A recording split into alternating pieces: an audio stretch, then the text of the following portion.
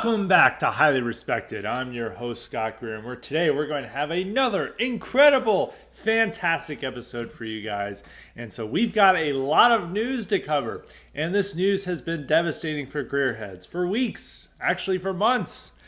I have been saying that Biden will never drop out, and sure enough, he betrayed me. He crushed all of my hopes yesterday by dropping out. And so there have been people angry and saying I'm wrong about everything simply for making a well-educated guess that Biden would not drop out. And generally he resisted far longer than most pundits and certainly far more than conservatives thought he would. And that's what happened. So obviously the first topic today we're going to talk about is going to be Biden dropping out, Kamala likely being the nominee. I mean, I think it's almost guaranteed at this point.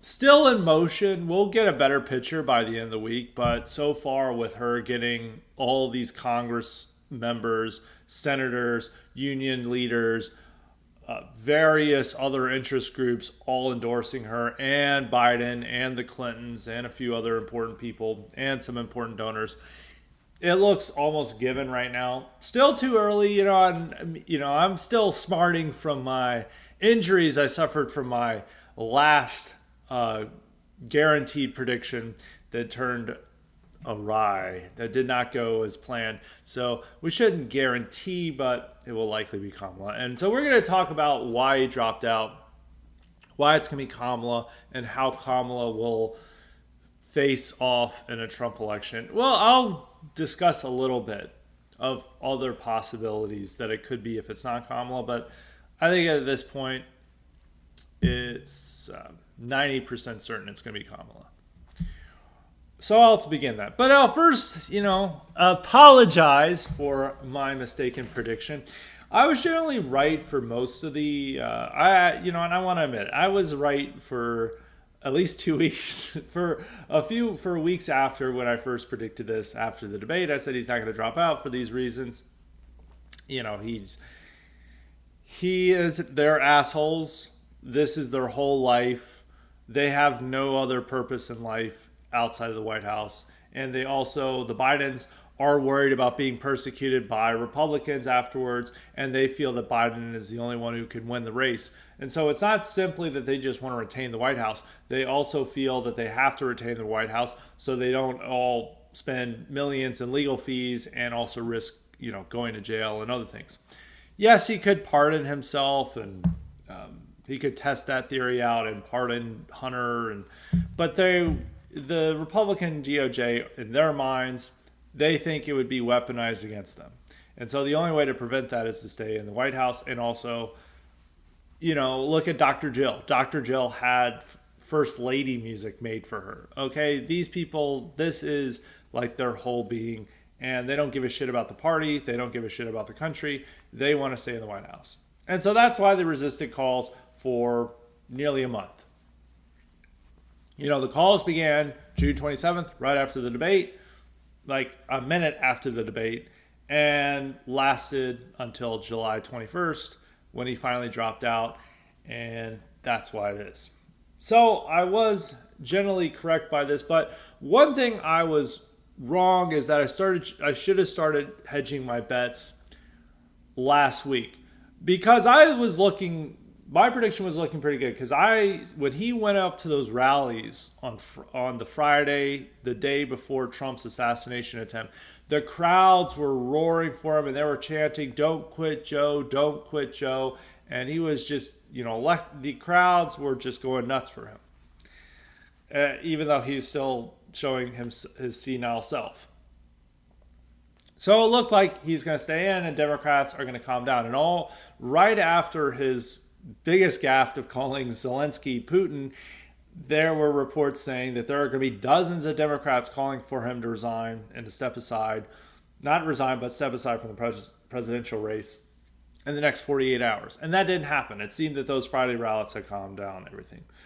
Then the assassination attempt happens. And then this is where I'm starting to go wrong, is that in my confidence and cockiness, I felt that this would actually help Biden because it would change the news cycle, and it would, Democrats and journalists would focus on Trump and other matters rather than focusing on him. But instead, it drove home that they need to get rid of Biden because they seeing that this is creating a groundswell of sympathy for Trump and making Trump less toxic of a figure. Is that now they're like, there's all this outpouring of support for Trump because he survives this ordeal, and they realize that Trump is far more popular and less toxic than he was, a few years ago. And so they're realizing Republicans have a guy who just survived an assassination attempt and gets up and pumps his fist, fight, fight, fight, and the crowd goes nuts, and he's just showing this physical vitality that Biden is incapable of. Biden can barely walk. And Democrats then decided to double down on their opposition. And really when I should have started changing my bets is I severely underestimated the fact that Chuck Schumer and Hakeem Jeffries, the leaders of the Democratic caucus in the Senate and the House, both had gone up to Biden, told him, you need to step aside, and then leaked it to the press. And then when the press confronted them, instead of denying it, they said, I was merely speaking for my caucus and expressing the opinion of my caucus. And at that point, I should have said, that is basically them burning their boats and saying that they're committed to getting rid of Biden, because they can't just simply go up to the press and say, we think he's unfit to run for president, and then a few weeks later say at the convention he's totally fit for run for office. As all of this was going to be fodder for Republicans, because it could have said every Democrat thinks he's too mentally incompetent to run for office and have told him to step down, but then they chose not to, or they chose to change their mind in a few weeks. And these guys were not going to play aggressive hardball like Schumer and Hakeem Jeffries, but their opinion was telling other major Democratic figures to play hardball and to go after the delegates. And there was a great Politico article saying why he dropped out. And one of the main reasons they said is that Nancy Pelosi was about to go scorched earth. Nancy Pelosi's not in leadership. Nancy Pelosi is also losing her mind and is, pretty close to Biden levels in terms of senility, but that makes her more willing to go and do the dirty work against Biden to kneecap his ambitions at the convention that Hakeem Jeffries and Schumer and other leaders who have to continue to represent their caucus are not willing to do. And she was telling, the White House, like, we've tried to do this the easy way. Now you're forcing us to do this the hard way. And what they could have easily done is that she could have gone out there, gone to the press and said, he has Parkinson's. Let me show you the poll numbers that is. And then she could go on MSNBC and CNN and describe the conversations she's had with Biden and how he can't follow along and he forgets things and he takes a nap in the middle of meetings and just all this stuff. And probably the biggest news is she could relay that, like, we think he has Parkinson's. And if Nancy Pelosi, former House Speaker, still a major figure within the Democratic Party, says the president has Parkinson's, that's going to signal to delegates it's time to revolt. And what they're probably going to do is that they're going to organize a delegate revolt to ensure that Biden is not the nominee. And I think that was made clear to the Bidens that this would be humiliating for them. And they didn't really want to go with it. Biden cucked. Biden, I think, if he had a little bit better health, I think he could have survived this challenge. But there are issues that are coming along with this. Now, there are factors that are already there that should have made Biden consider, but he wasn't caring.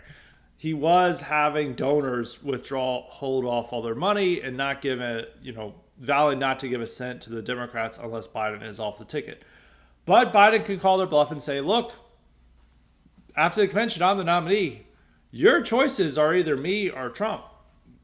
Choose wisely. And I think I argued in my article, it would have been made clear that it's just Biden. Their only choice is Biden. So that factor was there.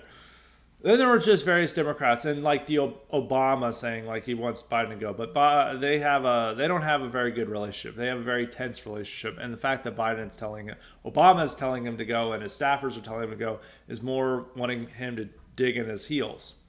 I think the fact that Jeffries and Schumer and Pelosi and other leaders are telling him to go, and then are willing to use their power to make him hurt, so he will go. That made a difference. But also Obama also helped organize a delegate revolt. I think there were major Democrats who were about to start making calls and other things. And I think even among Biden's people, they were probably realizing that they've got a serious problem with the delegates on their hands, because they've probably been talking to them and they're probably saying, we've got more delegates abandoning us, and it's not guaranteed we're going to win this virtual nomination that's supposed to happen next week. And that would be embarrassing. So the Political article outlines two other reasons that change. Is that one, Biden started listening to polls and they showed him that like there's no chance you can win. I'm a little bit skeptical of that, because I imagine they've been telling him that since after the debate. But I think maybe he may have been more willing to listen because he's having a hard time with COVID. The COVID thing was like convenient. But he is 81 and he's already in horrible health. It's obviously going to have a devastating toll on him and hurt him. And I think why he decided to abruptly announce he was leaving, because I think if he was leaving, he would have told people, and then they would have been trying to get a press conference available later this week. But instead, he had been telling people, people were confident Saturday that he was staying in it. And they even had Biden surrogates on the Sunday show saying he's in it to win it, he's definitely running. And they had been making it very clear he's in it. But then Sunday morning, something changes, and he just decides he's not running.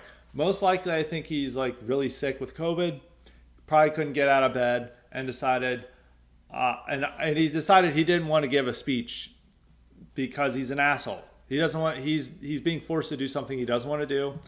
He doesn't want to give a speech just to please Democrats. And at the same time, he's too sick to give a speech. So he just says, screw it. I'm going to step aside via tweet. And in the tweet, I'm not even going to bother to endorse Kamala. It was a major, ordeal. Or the whole thing was a circus.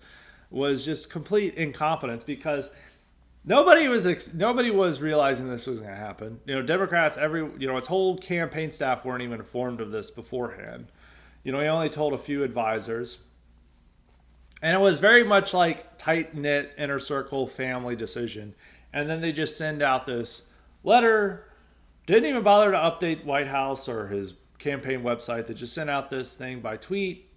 They forgot to endorse Kamala. Then he had to send out a tweet a few minutes later saying, I endorse Kamala, by the way. And so they didn't even bother to think about that. And then there's been no news of Biden since then. He might emerge today after I've recorded this, but he's going to say he's going to do a speech, but I think the speech is going to be weird. I imagine that he won't even give a speech at the DNC, that they'll have a pre-recorded message for the DNC, because people have pointed this out. The only thing keeping him alive is running for president or being president.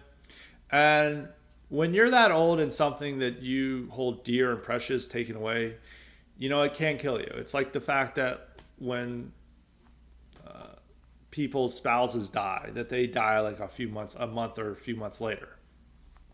They lose that will to live, and they need that will to live to survive. And I feel with Biden that he will likely lose the will to live once he's out of the White House, or even when he's realizing he's not going to be president anymore, and he will no longer be with us very long. I could see him passing away before his term is over. I wouldn't say that's likely. I think being president still keeps him alive, but I think not being president is going to shorten his life significantly And I would put the chances are pretty high that he departs from this. He departs from the earth sometime in 2025. So I don't. I think he's. I think it's not going to be a good time for Biden. And I always said that the one thing that could get Biden out was his health, and it does appear that his health is worsening, and it was that he's having a serious health episode that made him finally abruptly resign. So it was a convergence of factors. I think he was beginning to fear that powerful Democrats were going to really wage an aggressive campaign against him, which even in my articles I said, if they want to play aggressive, they could probably force him out. But the problem is they're going to hurt their ticket. Like if Biden just decided to stay in and go to the convention, it'd have been a disaster if they just decided to aggressively get rid of him, because he may keep the campaign money that he had raised under Biden-Harris and other things. There had been a major ordeal over it. But he caved. But he cocked because I think his health, I think the family finally realized that if he campaigns, he might die. And so they decided that, and I think they finally got in their heads that it looks like he's going to lose, and that the entire Democratic Party is going to hate the Bidens if he stays in and loses. So I underestimated these factors. So that's why I was wrong, and that's why he got out. Now, on this factor, I do have to say, or on the prediction, people were wanting to blame me for this. I actually do need to defend this. I'm one of the few people who thought that DeSantis was going to have no chance in the primary against Trump and that Trump would easily win the primary. You know who thought that this was going to be a clean sweep for Ron DeSantis? Every fucking conservative pundit. You know who thought that Trump wouldn't even run in 2020? Majority of conservative pundits. You know who thought that Trump wouldn't win a single primary in 2016? The majority of conservative pundits. You know who believes that they're going to replace Biden with Big Mike or Hillary? Is the half of conservative pundits. So everybody's like, oh, how dare you think of something so wrong? At least I had reasons. Everything else is, most all their punditry is just random guesses designed to entertain their stupidest followers. And that's most of conservative commentary. And so I do have to defend myself a little bit when I'm having total morons who think it's going to be Big Mike as the nominee, or that's even more realistic, but I've just been completely wrong about everything. And now they're like, oh, we've been predicting that they were going to have a coup against Biden since 2021. Yeah, and you thought they're going to replace him with fucking Hillary Clinton. No, all this stuff is just designed for entertainment fantasies for their audience. And I don't offer that. I offer realistic guesses. I shouldn't have been as confident that they're going to, as cocky that they're going to stay with Biden. But, I felt like sticking with my guns and sticking with my principles on this. But in the future, I should just offer you guys complete bullshit and say space aliens are wanting to install Hillary Clinton, and no one's ever said hey, space aliens didn't install Hillary Clinton. I'm not going to trust your judgment anymore. Instead, they're this guy really gets it. He's really smart. So if I just offer you far off fantasy stuff, maybe people will judge my political instincts better, because it's it's like all those people predict the end of the earth is going to happen at this specific date, and then it doesn't happen, but the cultists still stay with him. It's well, he's really smart on other things. The more far off fantasies you offer, and it's what people want to hear, they are happy even if it's completely wrong. And our audience didn't want Biden to be the nominee, even though he's probably the most beatable candidate, because it's not entertaining. It's not exciting. The Bidens don't generate the type of hate and interest that the Clintons or the Obamas do.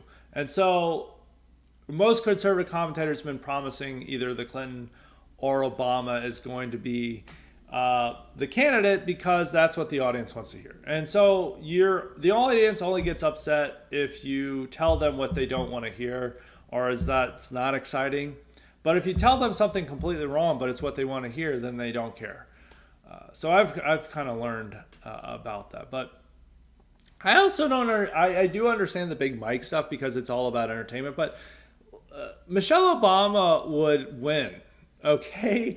She's the only Democrat with whose polling far outstrips Trump or significantly outstrips Trump. Every other Democrat, it's not much more, it's not significantly better than Biden. But with Michelle Obama, it is.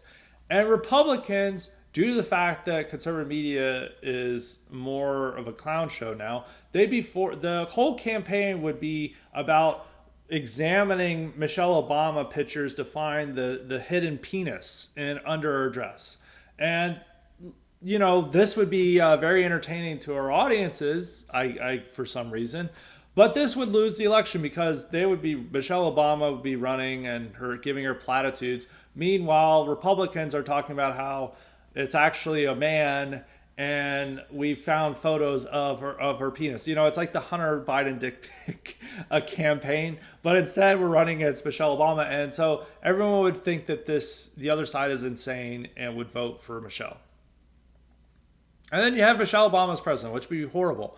I don't know why people want this, but that's like their biggest dream. But it's just that they want the Obamas there because they find them more entertaining characters. For a lot of people, this is like a TV show, and they replace the villains with far less interesting characters. And they're like, I want the old villains back from this TV show. And so give me back the Clintons or the Obamas. I'm tired. The Biden guy is not a good character. And so this is a TV show for a lot of people. And so they're like, well, we promise in the next season the old villains are coming back. But they're not. So that's some of the analysis. So, yeah, I was wrong. I always said I'm wrong about Biden. But it's a learning lesson. I shouldn't have let my pride get in the way. I shouldn't have doubled down on my bets in the last week. I should have started hedging them and taken into consideration how Hakeem Jeffries and Schumer are leaking that they want Biden gone. And I should have changed accordingly because that was an escalation. And that was basically saying, we don't want Biden at the convention.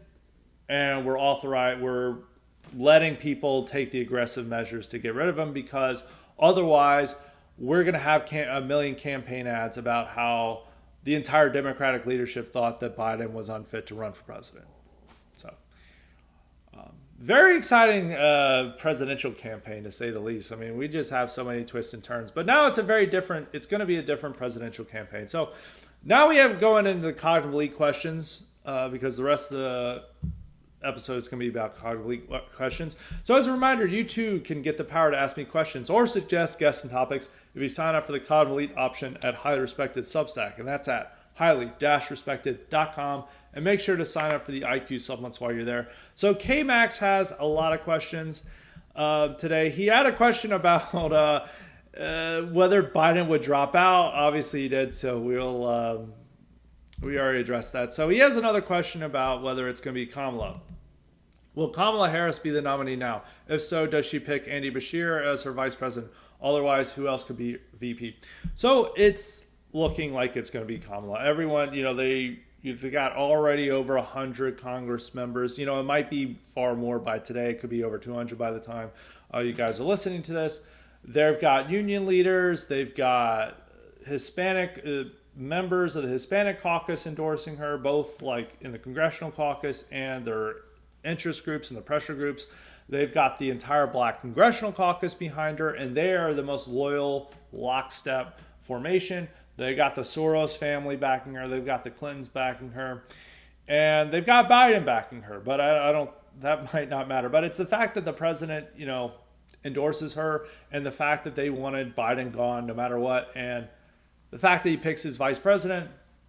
That's that. Now, the notable non-endorsement came from Obama. Now, also the House leaders, Pelosi, Schumer, and Jeffries didn't formally announce, but they could change their mind. Obama was the more obvious one because he was endorsing to have an open convention where we pick the candidate. That's even more of a Noah Kamala, but he could change his mind by the end of the week. So the momentum is on Kamala's side. It makes more sense because one, the money is tied, or the money for the Biden-Harris campaign is tied to her name. It's difficult to transfer that money someone else, they can do it, but it's more complicated process. It's much easier if that money goes to her. The Democrats also want to avoid a messy convention where they're going to open up all these divisions and wounds among the Democratic Party, and they just have a vicious battle between each other, and then they go, they have just 2 months to run and beat Republicans. And also, if they don't have Kamala as their presumptive nominee right now, they then have nearly a month of not having a nominee. And it's like where they're, in limbo of what their messaging is from now until they pick at the convention. And they want a nominee right now so they can craft a message and run that message against Trump. It's going to be the same. I mean, it's going to be a similar message to Biden. It's going to be talking about abortion, Project 2025, threat to democracy. He's a convicted felon. Ukraine probably, or he'll be a threat on the world stage. He'll cozy up to the autocrats and dictators. And just that it'll be the same message that Biden was running on, but it will be delivered by someone who can form coherent sentences, who will not stare at Trump like a dementia patient at debates, who will do okay in a debate. To a person that the fact that they made it through an interview is not a miracle. The fact that they're going to do better with Kamala. And also they need to have a candidate to go up to donors and be like, this is our candidate, start giving money. It's just for organizational purposes and coherency and unity. It's better to just go with Kamala. Now, we'll go over Kamala's chances of what this means for the election. And it is a different election now because the Republicans have all based their messaging on it being specifically Biden. And it's all around Biden of what he's done, his mental incompetence, his frailties, and the fact is he's commander-in-chief, so he's responsible for everything that's gone wrong in his administration. Buck stops with him. And also due to Biden's declining mental state, he couldn't approve anything. Like nothing was going to get better for Biden from now until election day. And so that's why last week's RNC felt like an inauguration party than a normal convention, because everyone's like, we're going to win this election. And they were right to have that confidence because Biden could really not change things to improve himself. Things were going to get worse at the top of with the country, and he would give a terrible speech about it. He couldn't give a great speech. He could not improve himself in the next debate. Like the next debate would have been another disaster, or he would have just decided not to do it for whatever reason, and then that would have made him look bad. Like nothing was going to improve for Biden between now and November. And so this was the candidate that they wanted to run against. And I've argued in the past that Biden was still more electable than Kamala. And I would even say that was definitely true pre-debate. Because pre-debate, I don't think most Americans still were able to delude themselves into thinking he's totally sharp, he just has a stutter, or he has a cold. But once the debate, it became very clear to Americans that, he's going senile. He's not all there. And this is who's at the top of the ticket. And that did make him...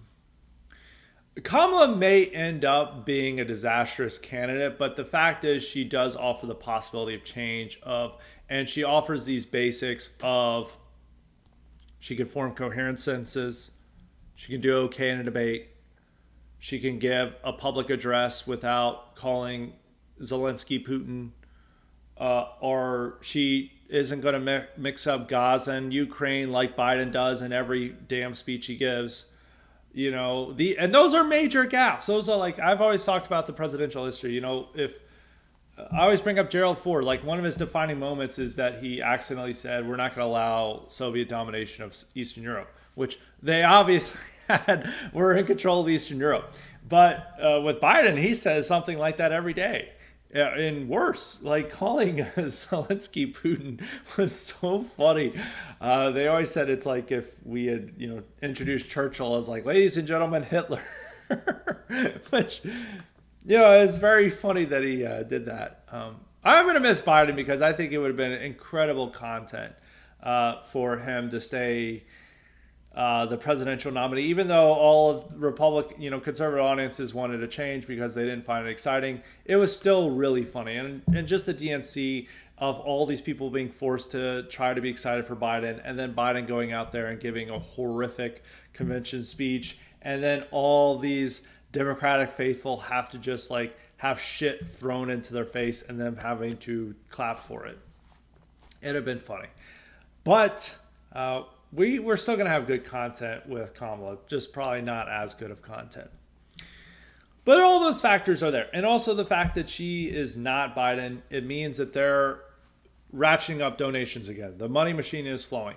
And Democrats depend on the money advantage to win in November. And Biden was seriously undermining that. Now, he didn't give a shit about it, but that is important to their victory. If they are not outraising Republicans, they are in trouble.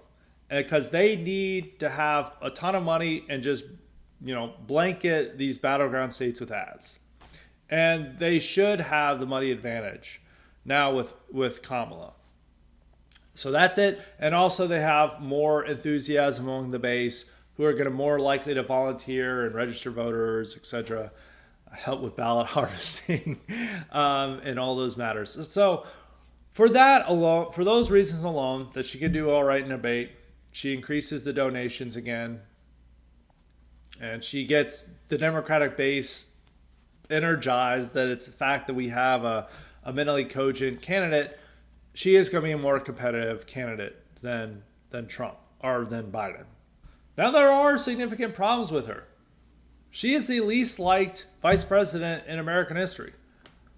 She has the lowest approval ratings. And now you have to remember other vice presidents we've had. This includes Spiro Agnew, who had to resign over corruption charges when that was Richard Nixon's vice president. This includes Dan Quayle, who everyone thought was an idiot. And no one liked Dan Quayle. No one liked Dan Quayle. Dan Quayle ran in 96. That was George H.W. Bush's vice president. He ran in 96, and his campaign, it was even worse campaign than Mike Pence's. This also includes Dick Cheney, who was seen as Darth Vader and had engineered the Iraq War. Kamala is less popular than all three. And that's a feat. And it's just her personality. The more Americans see of her, the less they like of her. It was the same within the campaign. People thought she was going to be a serious candidate in 2020, and then she got on the campaign field, and her polling was horrific. She was getting 1% of the polls. Democrats didn't even like her. Her main problem is her personality. Now, there are issues of her being too far left. She did this weird video about equity and equality and how we need more equity. She fell for the Jussie Smollett race hoax. She was raising money for BLM rioters during the summer of 2020. Those are those things those can play a factor. But the main issue with her is and she's also entertained in reparations, but her main issue is her personality.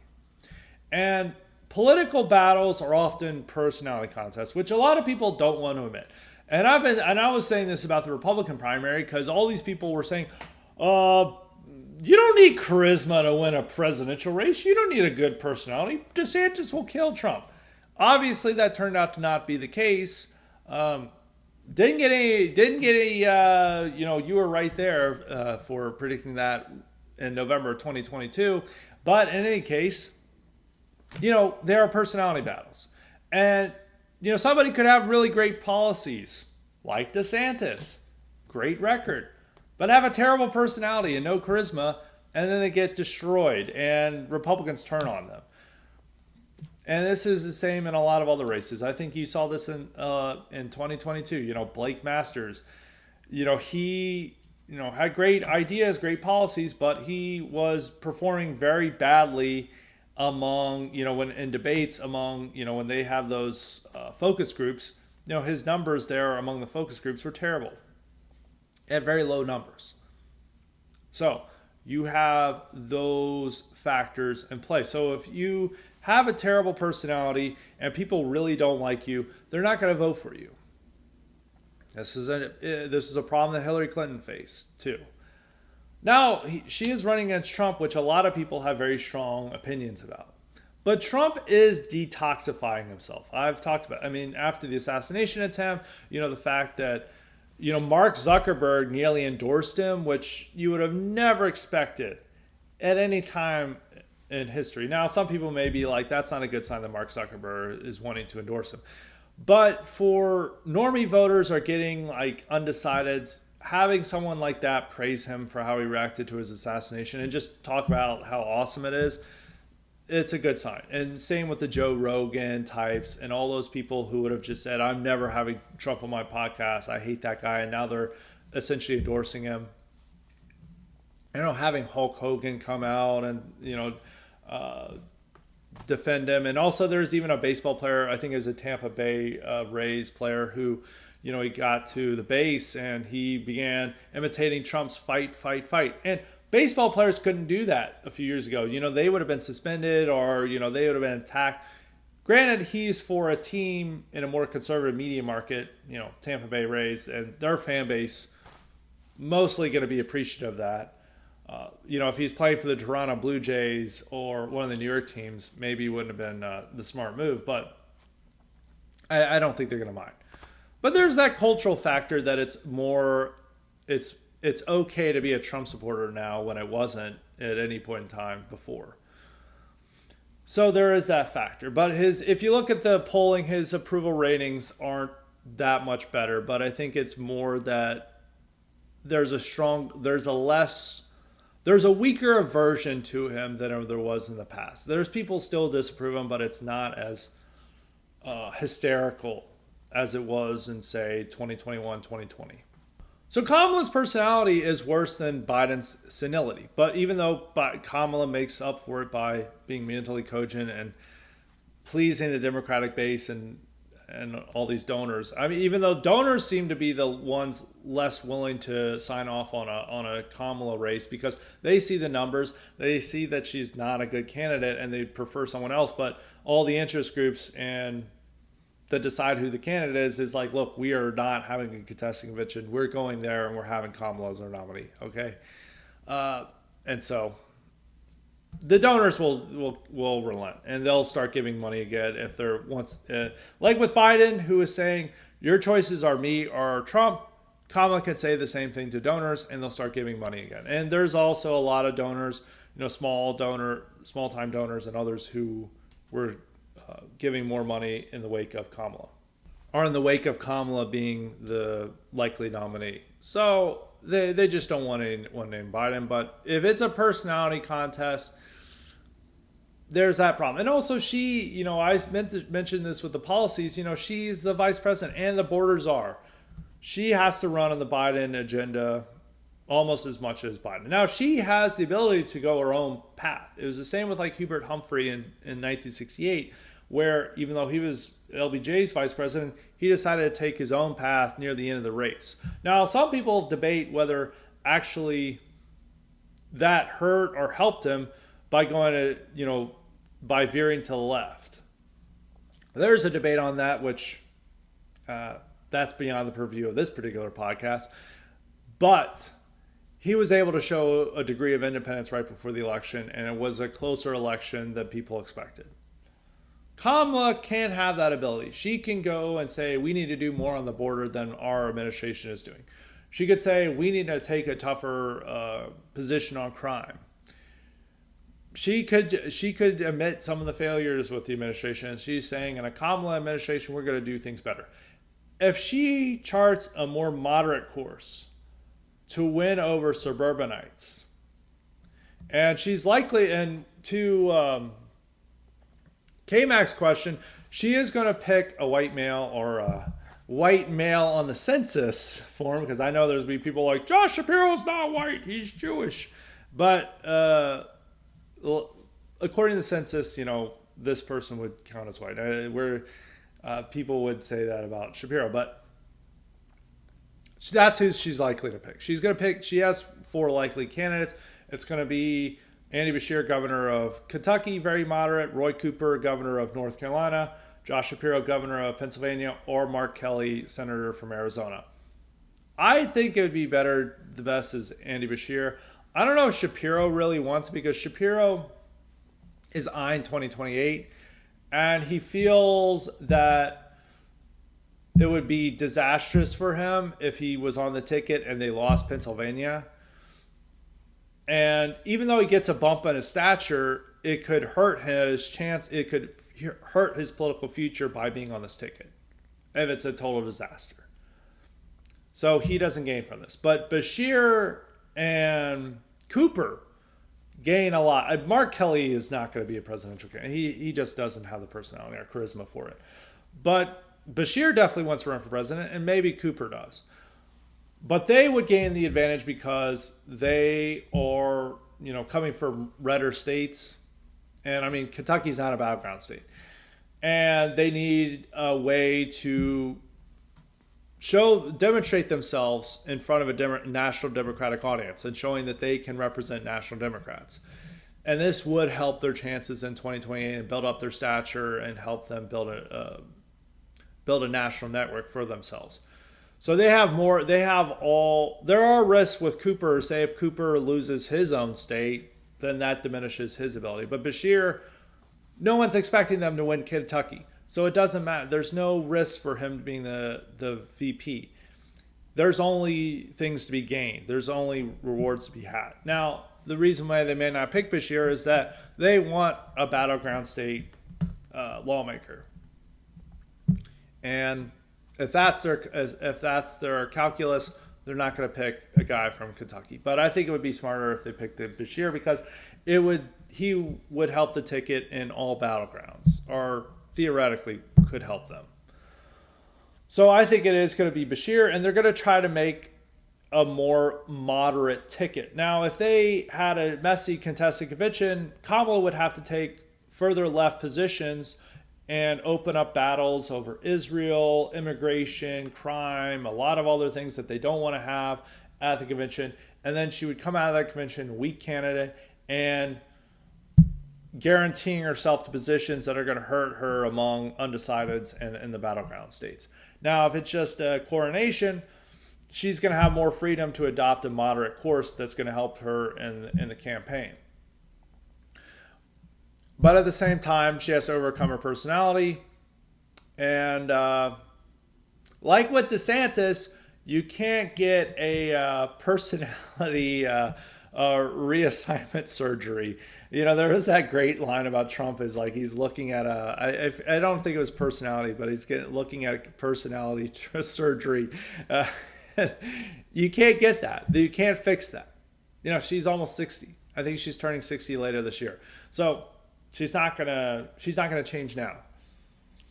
But the country may, you don't know. The electorate's fickle. And maybe the fact that it's just like, oh, well, she's promising to be moderate in the border, we're going to vote for her. She has a better chance of winning than Biden. Biden, I was saying it's a 90% chance Trump would win. Post-debate, now I would say 60% chance, 55, 60% chance that Trump will win. Kamala is going to prove to be a better candidate for the reasons I've outlined before. And there's still a way that Democrats can win because, and there's a good article in the Atlantic, even though I think it's being a little bit too optimistic for Democrats. It's about Tim Alberta. It was a sequel to that big article about a few weeks ago about how Republicans are planning for a landslide, and it's interviewing Trump's senior campaign people and their whole strategy. And they've got a strange strategy that might not work and might be a failure. So that should give you some worries.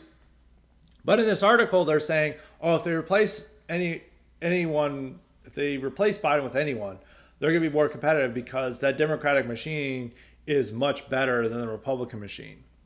Their get out the vote operations, their fundraising, everything. They're just much better at that. And if all that machine needs is someone not senile to win a race, that is worrying. So they can still win. And I don't think we need to be cocky, but I do think we need to hype ourselves with saying Trump will win, because it's power positive thinking. It's better to be like, oh, he's going to lose. Oh, it's over. I had people in group chats psyching themselves into it's all over and that Trump's going to lose. And I'm like, look, it's a more competitive race.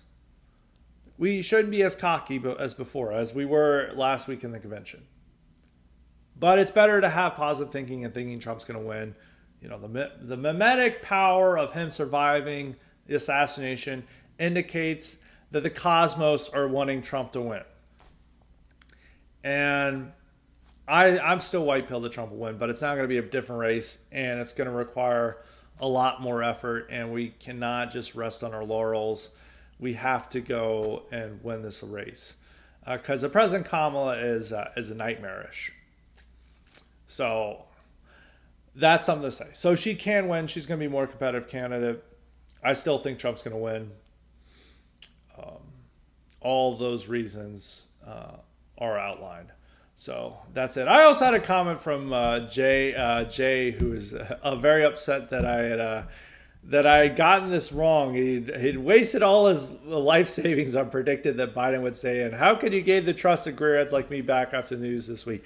I don't know. I guess I'm going to have to commit seppuku to win the trust back of all of our fans. But we're gonna be back. Don't worry about my predictions.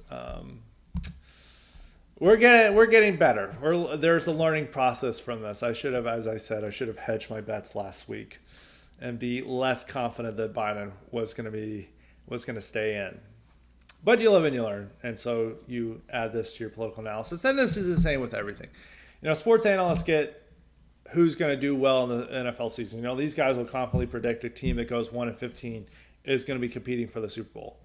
They do that all the time. So it's the same with political analysts. You can't predict everything that's going to happen in the future, and there's a lot of unpredictable things that happen, or things that dramatically change that you didn't see coming. And that's what happened with Biden. I didn't think Democrats were going to be as aggressive and as committed to getting rid of him. So that is it for the Democratic side. Now we're going to go to some RNC questions. Actually, before I get to that, because this is still Democratic side, I have a question about 2028 candidates, and this is from Walter. He's asking about, you've discussed several potential Democratic presidential candidates for 2028 in last week's podcast. One name I haven't heard a lot of discussion about is Raphael Warnock. He seemingly has potential for a presidential run. He has proven his ability to win elections in swing states and can cash in on the diversity factor and the sentimentality attached to the fact that he's a liberal black church pastor. It seems to me that Warnock's administration would be a real end of America moment, but I can't imagine it happening. What do you think Warnock's political prospects are? I think the fact that he's been accused of abusing his wife and it's on tape with the police would hurt him in a primary.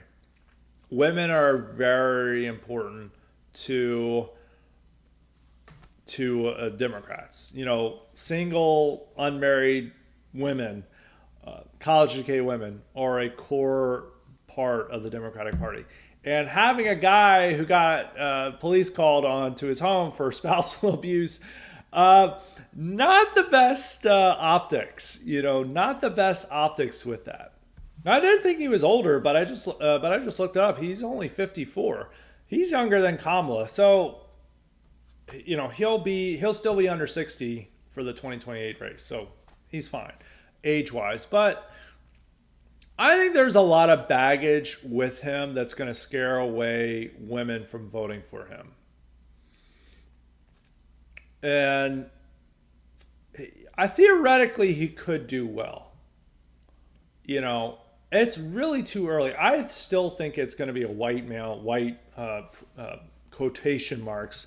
I would say if Shapiro wins his re-election in 2026 handedly, I would probably bet on Shapiro. I would think it's gonna. I think Shapiro, Newsom.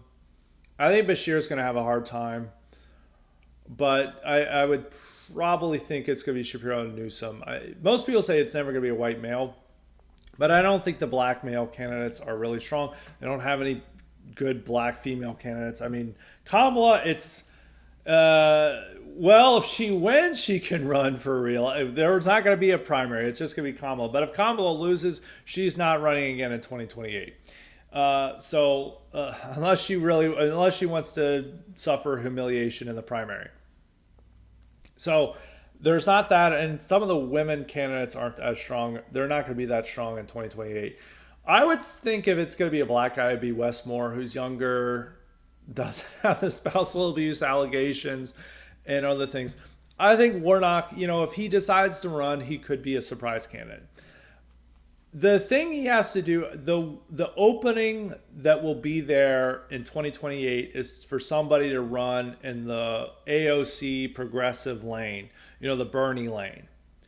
And if Warnock decides to be that guy to run in that lane, he could be a very competitive candidate and could, win some primaries. I don't think he would win. I mean, it's too early to predict what would happen. But the best lane to be running in, and I say this could be for same with Westmore, is that they get in the lane to run as the successor to Bernie, and they grab onto that, and then they use that to propel themselves into running again. Now he's up for re-election in 2028, so he may decide he wants to run for the Senate again. I don't think he'll win the Senate again in 2028, but he may decide that it's better to focus on a Senate race. But if he wants to win, he's going to need to jump in that lane, because there's going to be very few people running in that lane. They don't have many leaders. I mean, Bernie might not be with us anymore by the time of 2028. He's definitely not going to run. AOC, Summer Star Power may have faded. They're not going to. Sherrod Brown and some others is not likely to be. Probably won't be in the Senate. He may win his race, but he's also going to be very old and an old white guy. Maybe he would run in that lane. And there's a huge opening for it because Shapiro, Newsom, Bashir, Whitmer, potentially Fetterman, all these people who, Buttigieg, all these people who are wanting to run are not going to run as Bernie candidates. That gives an opening to someone like Westmore or Raphael Warnock to take it on. But I do think that the spousal abuse allegations would hurt him in a primary, and because it's a heavily women are a strong bloc, and they're not going to like that from their candidate. So now the Republican side, we've got two questions about the RNC. I will first take questions from Appalachian. We'll go to K-Max next. He said, hot take, Trump's final speech of the RNC was a flop. Do you think low energy Trump is here to stay? Most of the speech sounded like rambling. What do you think about Trump's 2016 speeches versus now? His rally speech over the weekend was awesome, though. It was very high energy. It was really classic 2016 Trump. So I don't think it's here to stay. It was a muted speech. I don't know. Trump, I think, was still reeling from an assassination attempt. It's like, imagine and he began talking about like how he nearly died, and I think they maybe told him like you need to be somber and during your speech, to be serious and call for national unity, and he kind of went off script, and it was an hour and a half long. I thought him talking about his assassination attempt was good, but then he had two speeches that he just decided to combine. He had his original speech that was already nearly an hour, and then he had the additional half hour of talking about his assassination attempt, which they added, and he just decided to combine them two. It's fine. I didn't have that much of a problem with it. There were some moments like we want immigrants coming in legally. There was the stuff about Bukele and El Salvador, which we've got another question on, which we'll talk about later. But I think it was okay. It's not make or break. It was definitely lower energy, but I think it's more that Trump is still reeling from that assassination attempt. His advisor's like, we want to, we don't want like, we want a different Trump. And he's like, okay, I'll be that. And then at his rally last weekend, that was like one of the best, rally speeches. He's going off. Like if you're watching any of the clips, it's like extremely high energy. So it's not here to stay. Could have done a little bit better speech, but I think most what people are going to remember from it is him talking about an assassination attempt and how he survived and all the blood coming from her ear. They said they'd never seen so much blood. It was fun. I wasn't. I don't think it was a flop. Second question: a friend of mine asked whether the GOP will, and this is still Appalachian, will ask whether the GOP will maintain its newfound relationship with unions. However, you now have venture capitalists, crypto bros, and Elon Musk on their side too. What is the GOP's future stance on economics? I feel like it has changed drastically under the Trump movement. Well, they're pro-tariffs now.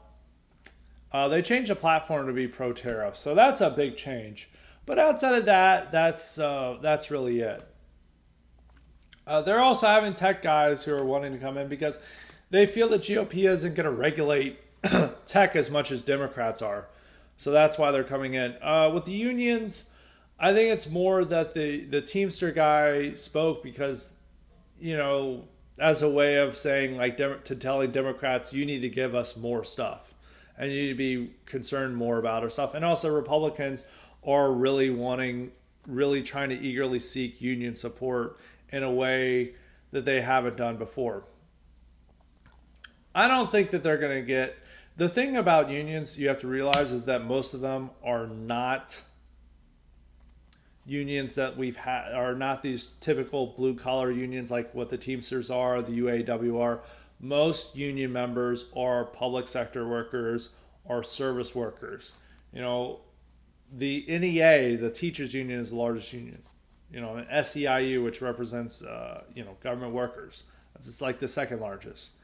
So when you think unions, you should stop thinking that it's blue collar workers. You should think people stocking grocery store shelves, which is sort of blue collar, hotel workers, which are all like Hispanic, and teachers, and then government workers. That's really what you need to think of when it's union.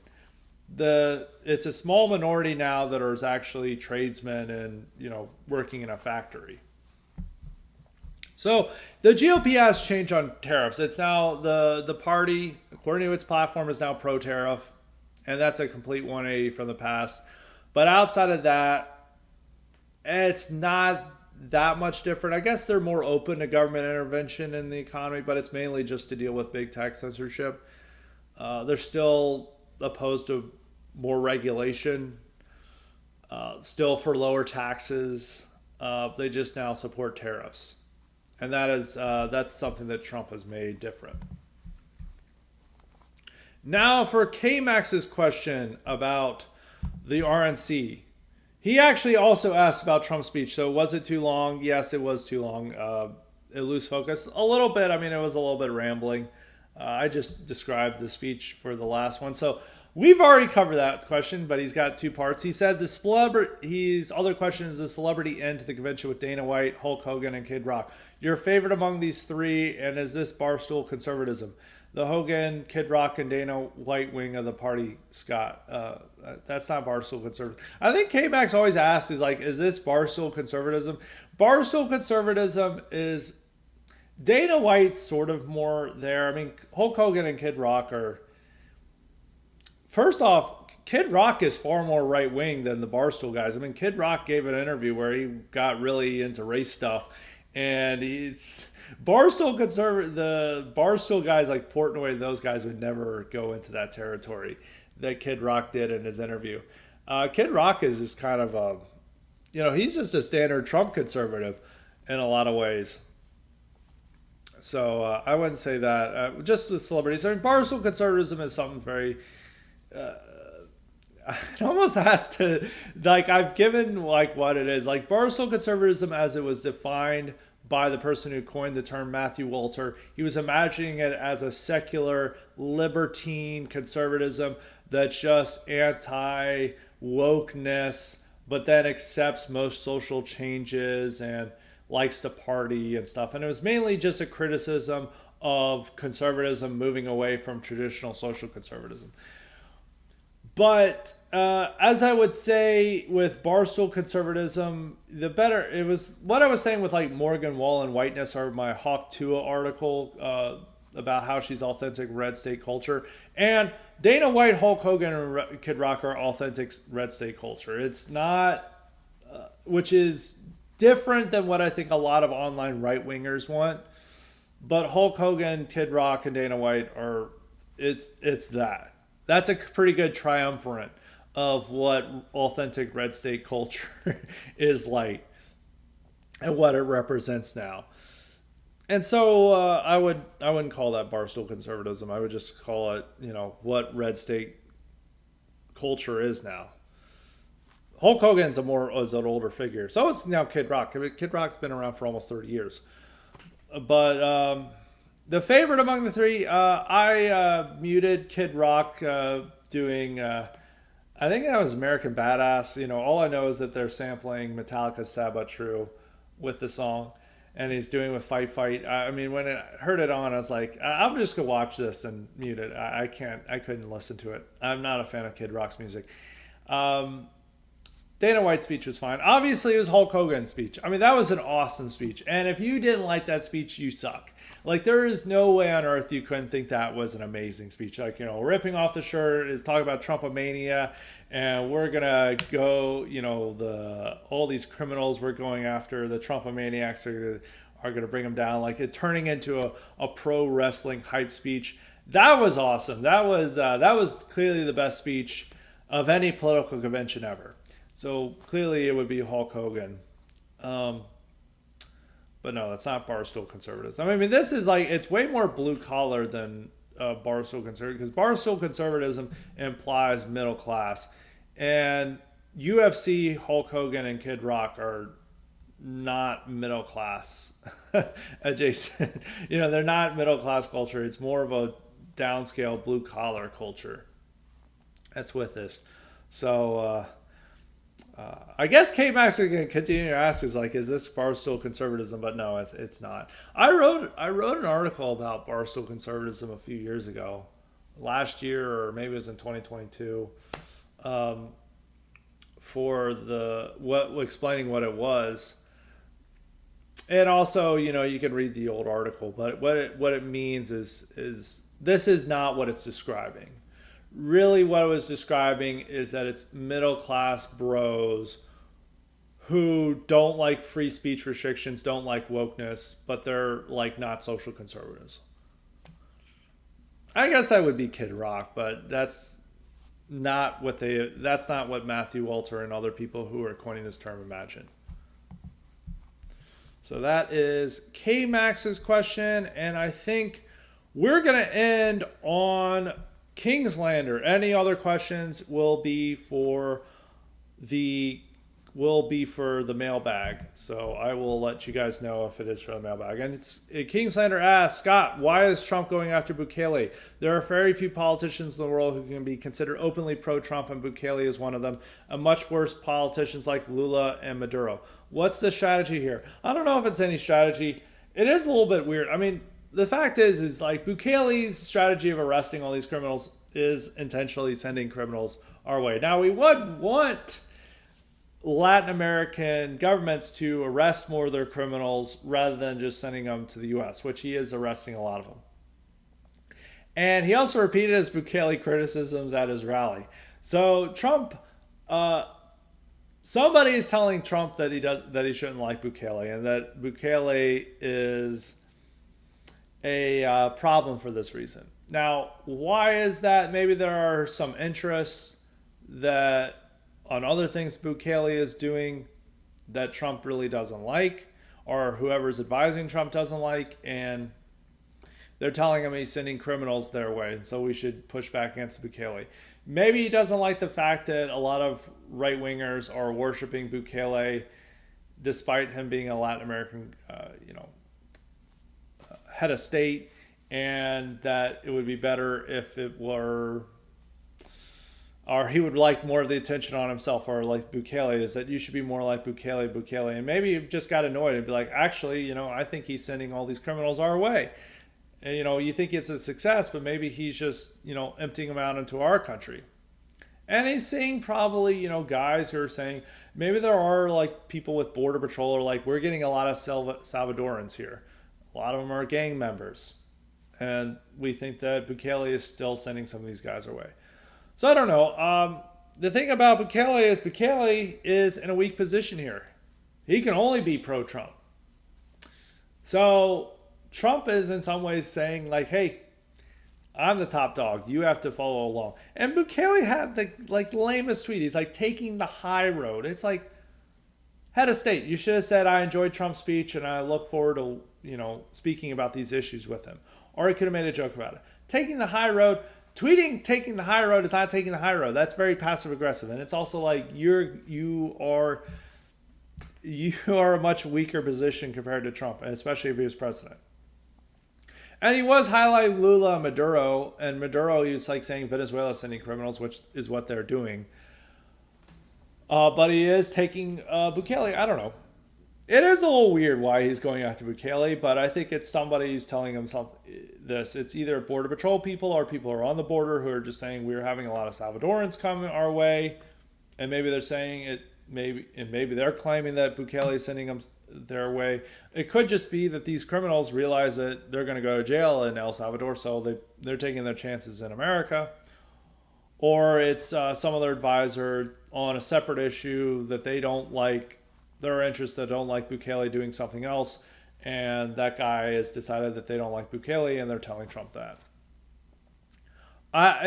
People are like, he's lost 1 million votes. Dude, the average American has no idea who Bukele is.